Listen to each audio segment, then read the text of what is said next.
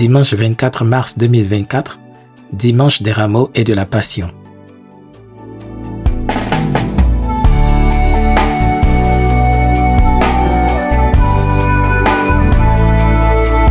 Évangile de Jésus-Christ selon saint Marc, chapitre 11, versets 1 à 10. Lorsqu'ils approchent de Jérusalem, vers Bethphagée et Bethanie, près du mont des Oliviers, Jésus envoie 2 de ses disciples et leur dit : « Allez au village qui est en face de vous. Dès que vous y entrerez, vous trouverez un petit âne attaché sur lequel personne ne s'est encore assis. Détachez-le et amenez-le. Si l'on vous dit : que faites-vous là ? Répondez : le Seigneur en a besoin. Mais il vous le renverra aussitôt. » Ils partirent, trouvèrent un petit âne attaché près d'une porte, dehors dans la rue, et ils le détachèrent. Des gens qui se trouvaient là leur demandaient : « Qu'avez-vous à détacher cet âne ?» Ils répondirent ce que Jésus leur avait dit, et on les laissa faire. Ils amenèrent le petit âne à Jésus, le couvrirent de leur manteau, et Jésus s'assit dessus. Alors, beaucoup de gens étendirent leurs manteaux sur le chemin, d'autres des feuillages coupés dans les champs. Ceux qui marchaient devant et ceux qui suivaient criaient : « Hosanna ! Béni soit celui qui vient au nom du Seigneur.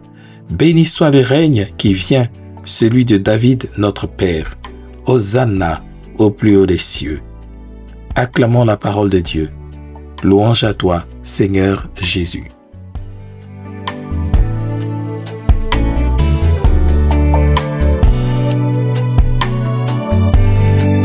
Évangile de Jésus-Christ selon saint Jean, chapitre 12, versets 12 à 16.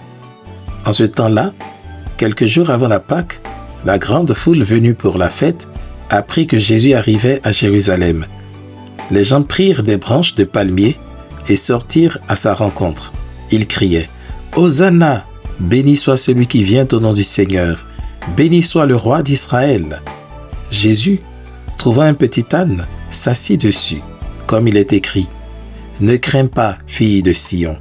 Voici ton roi qui vient, assis sur le petit d'une ânesse. » Cela, ses disciples ne le comprirent pas sur le moment. Mais quand Jésus fut glorifié, ils se rappelèrent que l'Écriture disait cela de lui. C'était bien ce qu'on lui avait fait. Acclamons la parole de Dieu. Louange à toi, Seigneur Jésus.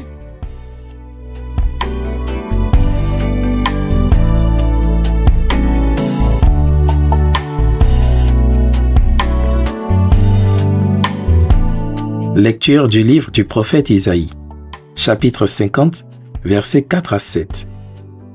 Le Seigneur mon Dieu m'a donné le langage des disciples pour que je puisse, d'une parole, soutenir celui qui est épuisé. Chaque matin, il éveille mon oreille pour qu'en disciple, j'écoute. Le Seigneur mon Dieu m'a ouvert l'oreille, et moi, je ne me suis pas révolté, je ne me suis pas dérobé. J'ai présenté mon dos à ceux qui me frappaient, et mes joues à ceux qui m'arrachaient la barbe. Je n'ai pas caché ma face devant les outrages et les crachats. Le Seigneur mon Dieu vient à mon secours. C'est pourquoi je ne suis pas atteint par les outrages. C'est pourquoi j'ai rendu ma face dure comme pierre. Je sais que je ne serai pas confondu. Parole du Seigneur. Nous rendons grâce à Dieu.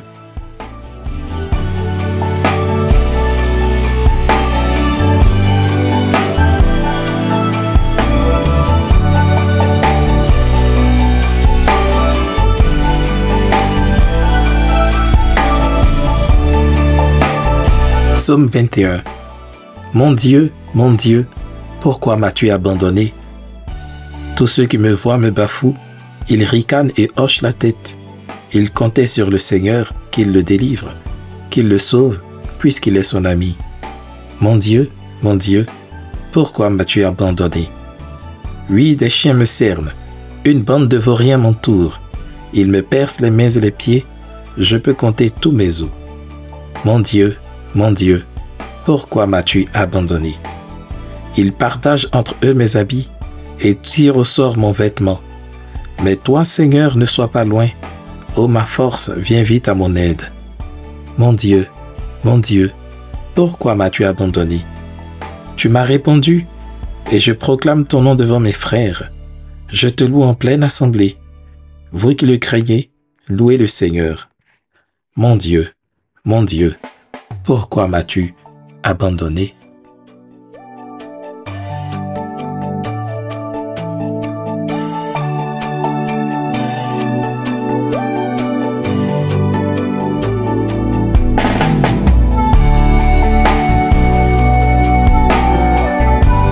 Lecture de la lettre de Saint Paul apôtre aux Philippiens, chapitre 2, versets 6 à 11. Le Christ Jésus, ayant la condition de Dieu, ne retint pas jalousement le rang qu'il égalait à Dieu, mais il s'est anéanti, prenant la condition de serviteur, devenant semblable aux hommes.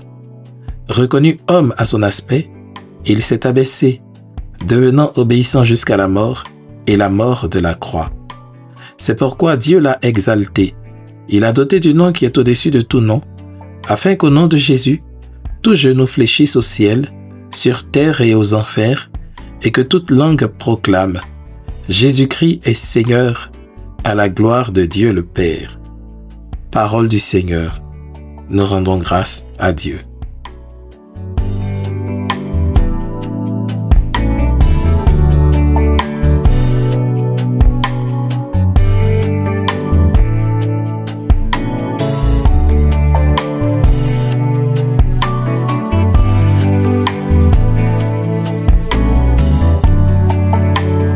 La passion de notre Seigneur Jésus-Christ selon saint Marc, chapitre 14, verset 1, au chapitre 15, verset 47. La fête de la Pâque et des pains sans levain allait avoir lieu 2 jours après. Les grands prêtres et les scribes cherchaient comment arrêter Jésus par ruse pour le faire mourir, car ils se disaient « Pas en pleine fête, pour éviter des troubles dans le peuple. » Jésus se trouvait à Béthanie, dans la maison de Simon le lépreux. Pendant qu'il était à table, une femme entra avec un flacon d'albâtre contenant un parfum très pur et une grande valeur. Brisant le flacon, elle lui versa le parfum sur la tête. Or, de leur côté, quelques-uns s'indignaient. À quoi bon gaspiller ce parfum? On aurait pu en effet le vendre pour plus de 300 pièces d'argent que l'on aurait donné aux pauvres. Et ils la rudoyaient. Mais Jésus leur dit, « Laissez-la, pourquoi la tourmenter? Il est beau le geste qu'elle a fait envers moi.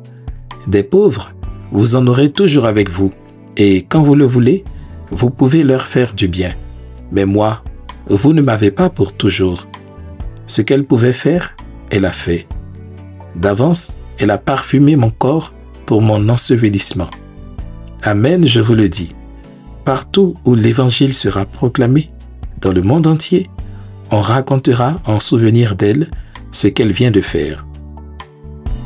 Judas Iscariote, l'un des 12, alla trouver les grands prêtres pour leur livrer Jésus. À cette nouvelle, ils se réjouirent et promirent de lui donner de l'argent. Et Judas cherchait comment le livrer au moment favorable. Le premier jour de la fête des pains sans levain, où l'on immolait l'agneau pascal, les disciples de Jésus lui disent « Où veux-tu que nous allions faire les préparatifs pour que tu manges la Pâque ?» Il envoie 2 de ses disciples en leur disant « Allez à la ville, un homme portant une cruche d'eau viendra à votre rencontre. Suivez-le, et là où il entrera, dites au propriétaire, « Le maître te fait dire, où est la salle où je pourrai manger la Pâque avec mes disciples ?» Il vous indiquera, à l'étage, une grande pièce aménagée et prête pour un repas. Faites-y pour nous les préparatifs. Les disciples partirent, allèrent à la ville, ils trouvèrent tout comme Jésus leur avait dit, et ils préparèrent la Pâque. Le soir venu, Jésus arrive avec les 12. Pendant qu'ils étaient à table et mangeaient, Jésus déclara, « Amen, je vous le dis, l'un de vous qui mange avec moi va me livrer. » Ils devinrent tout tristes, et l'un après l'autre, ils lui demandaient, « Serait-ce moi ?» Il leur dit, « C'est l'un des 12, celui qui est en train de se servir avec moi dans le plat. Le Fils de l'homme s'en va, comme il est écrit à son sujet. Mais malheureux celui par qui le Fils de l'homme est livré. Il vaudrait mieux pour lui qu'il ne soit pas né cet homme-là. » Pendant le repas, Jésus, ayant pris du pain et prononcé la bénédiction, le rompit, le leur donna et dit, « Prenez, ceci est mon corps. Puis, ayant pris une coupe et ayant rendu grâce, il la leur donna, et ils en burent tous. Et il leur dit, ceci est mon sang, le sang de l'alliance, versé pour la multitude. Amen, je vous le dis, je ne boirai plus du fruit de la vigne, jusqu'au jour où je le boirai nouveau dans le royaume de Dieu. Après avoir chanté les psaumes, ils partirent pour le mont des Oliviers. Jésus leur dit, vous allez tous être exposés à tomber, car il est écrit, je frapperai le berger et les brebis seront dispersées. Mais une fois ressuscité, je vous précéderai en Galilée. Pierre lui dit alors, même si tous viennent à tomber, moi, je ne tomberai pas. Jésus lui répond, Amen, je te le dis, toi, aujourd'hui, cette nuit même, avant que le coq chante 2 fois, tu m'auras renié 3 fois. Mais lui reprenait de plus belle, même si je dois mourir avec toi, je ne te renierai pas. Et tous en disaient autant. Ils parviennent à un domaine appelé Gethsémani. Jésus dit à ses disciples, asseyez-vous ici pendant que je vais prier. Puis il emmène avec lui Pierre, Jacques et Jean, et commence à ressentir frayeur et angoisse. Il leur dit, mon âme est triste à mourir. Restez ici éveillés. Allant un peu plus loin, il tombait à terre et priait pour que, s'il était possible, cette heure s'éloigne de lui. Il disait, Abba, Père, tout est possible pour toi. Éloigne de moi cette coupe. Cependant, non pas ce que moi je veux, mais ce que toi tu veux. Puis il revient et trouve les disciples endormis. Il dit à Pierre, Simon, tu dors? Tu n'as pas eu la force de veiller seulement 1 heure? Veillez et priez pour ne pas entrer en tentation. L'esprit est ardent, mais la chair est faible. De nouveau, il s'éloigna et pria, en répétant les mêmes paroles. Et de nouveau, il vint près des disciples qu'il trouva endormis, car leurs yeux étaient alourdis de sommeil. Et eux ne savaient que lui répondre. Une 3e fois, il revient et leur dit, « Désormais vous pouvez dormir et vous reposer. C'est fait, l'heure est venue. Voici que le Fils de l'homme est livré aux mains des pécheurs. Levez-vous, allons. Voici qu'il est proche, celui qui me livre. » Jésus parlait encore quand Judas, l'un des 12, arriva et avec lui une foule armée d'épées et de bâtons envoyés par les grands prêtres, les scribes et les anciens. Or, celui qui le livrait leur avait donné un signe convenu. Celui que j'embrasserai, c'est lui. Arrêtez-le et emmenez-le sous bonne garde. À peine arrivé, Judas s'approchant de Jésus lui dit, « Rabbi », et il l'embrassa. Les autres mirent la main sur lui et l'arrêtèrent.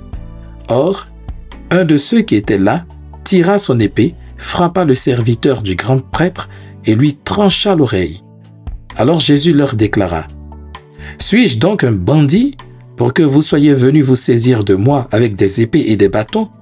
Chaque jour j'étais auprès de vous dans le temple en train d'enseigner et vous ne m'avez pas arrêté.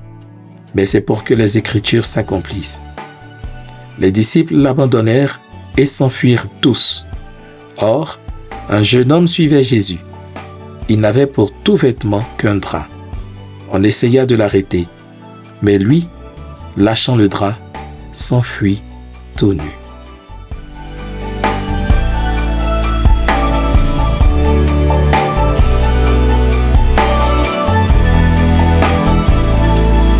Ils emmenèrent Jésus chez le grand prêtre. Ils se rassemblèrent tous, les grands prêtres, les anciens et les scribes. Pierre avait suivi Jésus à distance jusqu'à l'intérieur du palais du grand prêtre et là, assis avec les gardes, il se chauffait près du feu. Les grands prêtres et tout le conseil suprême cherchaient un témoignage contre Jésus pour le faire mettre à mort, et ils n'en trouvaient pas. De fait, beaucoup portaient de faux témoignages contre Jésus et ces témoignages ne concordaient pas. Quelques-uns se levèrent pour porter contre lui ce faux témoignage. Nous l'avons entendu dire, « Je détruirai ce sanctuaire fait de main d'homme, et en 3 jours j'en rebâtirai un autre qui ne sera pas fait de main d'homme. » Et même sur ce point, leur témoignage n'était pas concordant. Alors s'étant levé, le grand prêtre, devant tous, interrogea Jésus. « Tu ne réponds rien? Que dis-tu des témoignages qu'il porte contre toi ?»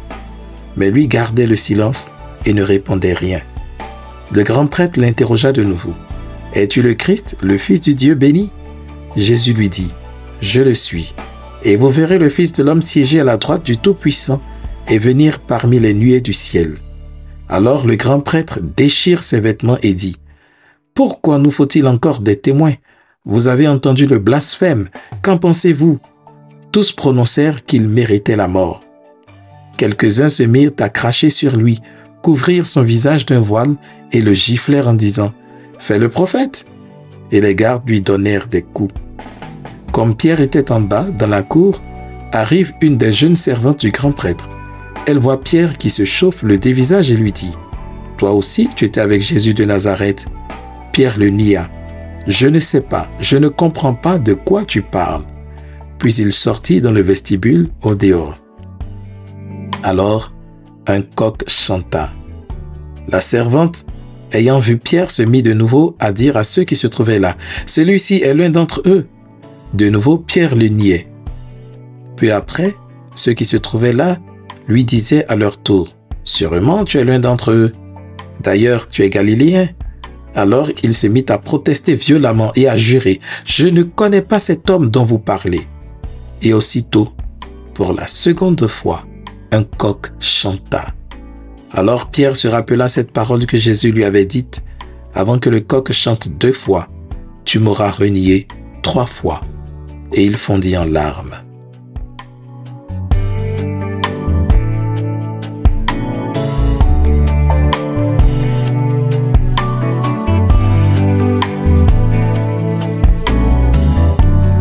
Dès le matin, les grands prêtres convoquèrent les anciens et les scribes et tout le conseil suprême.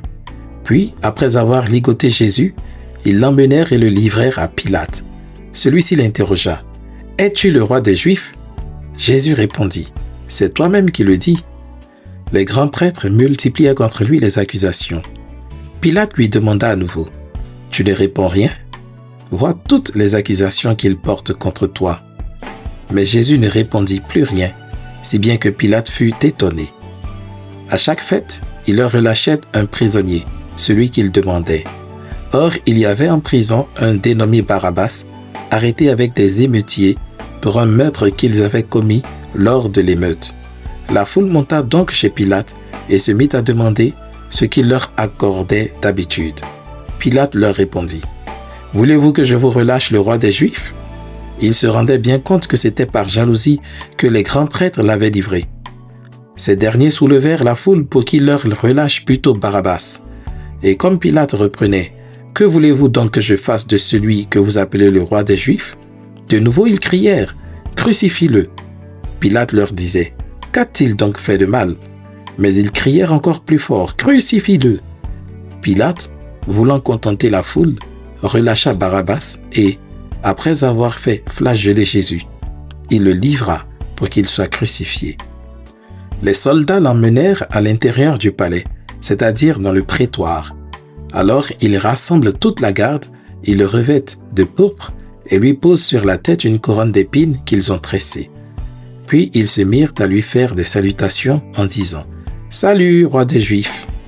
Ils lui frappaient la tête avec un roseau, crachaient sur lui et s'agenouillaient pour lui rendre hommage.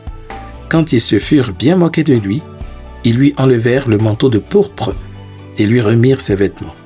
Puis, de là, ils l'emmènent pour le crucifier et ils réquisitionnent pour porter sa croix un passant, Simon de Cyrène, le père d'Alexandre et de Rufus, qui revenait des champs. Et ils amènent Jésus au lieu dit Golgotha, ce qui se traduit « lieu du crâne » ou « calvaire ». Il lui donnait un vin aromatisé de myrrhe, mais il n'en prit pas. Alors il le crucifie, puis se partage ses vêtements en tirant au sort pour savoir la part de chacun.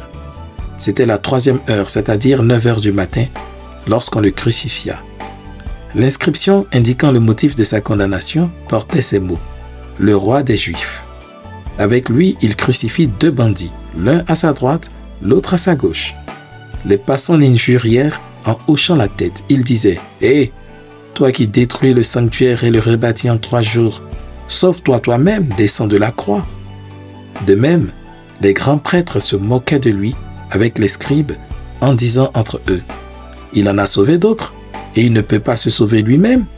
Qu'il descende maintenant de la croix, le Christ, le roi d'Israël, alors nous verrons et nous croirons. » Même ceux qui étaient crucifiés avec lui l'insultaient. Quand arriva la 6e heure, c'est-à-dire midi, l'obscurité se fit sur toute la terre jusqu'à la 9e heure.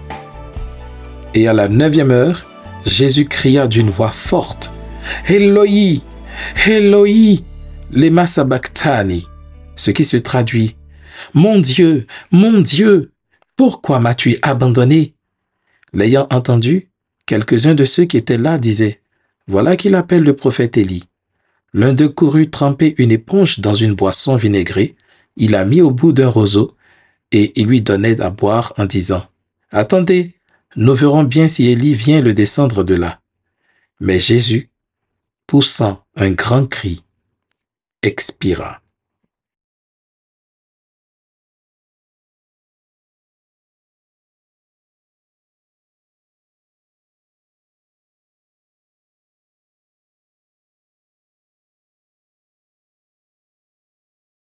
Le rideau du sanctuaire se déchira en deux, depuis le haut jusqu'en bas. Le centurion qui était là en face de Jésus, voyant comment il avait expiré, déclara, « Vraiment, cet homme était fils de Dieu. » Il y avait aussi des femmes qui observaient de loin, et parmi elles, Marie-Madeleine, Marie, mère de Jacques le Petit et de José, et Salomé, qui suivait Jésus et le servait quand il était en Galilée, et encore beaucoup d'autres, qui étaient montés avec lui à Jérusalem. Déjà, il se faisait tard. Or, comme c'était le jour de la préparation, qui précède le sabbat, Joseph d'Arimathie intervint. C'était un homme influent, membre du conseil, et il attendait lui aussi le règne de Dieu. Il eut l'audace d'aller chez Pilate pour demander le corps de Jésus. Pilate s'étonna qu'il soit déjà mort. Il fit appeler le centurion et l'interrogea pour savoir si Jésus était mort depuis longtemps. Sur le rapport du centurion, il permit à Joseph de prendre le corps. Alors, Joseph acheta un linceul. Il descendit Jésus de la croix, l'enveloppa dans le linceul et le déposa dans un tombeau qui était creusé dans le roc. Puis il roula une pierre contre l'entrée du tombeau. Or, Marie-Madeleine et Marie, mère de José, observaient l'endroit où on l'avait mis. Acclamons la parole de Dieu. Louange à toi, Seigneur Jésus.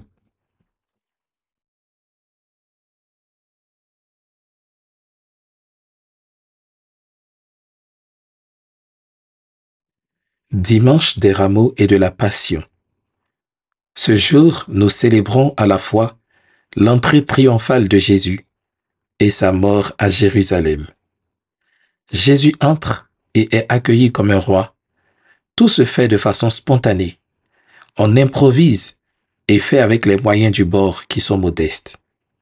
Au lieu d'une voiture de commandement hyper blindée précédée d'un cortège spectaculaire, Jésus est porté par un petit âne, bête de somme pour les tâches domestiques. Jésus vient s'établir dans le quotidien de notre vie, dans les moindres petites choses que nous pourrions accomplir. À défaut de confettis, les foules l'accueillent avec des rameaux. Après le déluge, la colombe envoyée par Noé avait ramené un rameau d'olivier, rappelant que tout était rené. Jésus entre pour inaugurer une civilisation nouvelle, celle de l'amour. Ceux qui acclament Jésus ne déroulent pas le tapis rouge, mais jettent leur manteau sur sa route. Ils veulent se débarrasser de l'homme ancien pour revêtir l'homme nouveau recréé par Jésus. Les fils d'Israël crient « Hosanna », ce qui signifie en hébreu « Sauve, nous te le demandons ». Effectivement, Jésus entre à Jérusalem pour accomplir un dernier acte de salut, non pas dans une conquête politico-militaire, mais dans le sacrifice suprême de la croix. La passion est la réponse à cette acclamation du peuple. Jésus est un roi d'humilité, un roi serviteur, un serviteur souffrant. Servir ne va pas sans souffrance. En général, ceux qui souffrent le plus, ce sont ceux qui aiment servir. On leur demande tout à la fois, parfois avec beaucoup d'exigences. On les blesse, les insulte, les humilie. On déverse sur eux sa colère, ses humeurs, ses caprices. On les accuse injustement. Pardon Seigneur, d'avoir ainsi souvent traité et même maltraité ceux et celles qui se sont mis à notre service. Alors, est-ce vraiment une bonne idée de se mettre au service des autres? Oh que oui, car le Seigneur en a besoin pour entrer dans les cœurs des hommes. Le Seigneur a besoin de serviteurs de l'amour, de la joie, de la réconciliation, du pardon au quotidien. Accepterons-nous de nous détacher de nos sécurités pour porter le Christ au monde?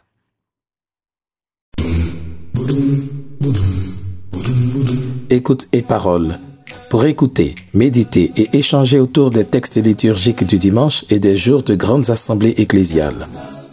Écoute et parole. Pour garder le contact avec la parole de Dieu, où que l'on soit et quoi que l'on fasse. Présenté et réalisé par le Père Kwadou Ledoux.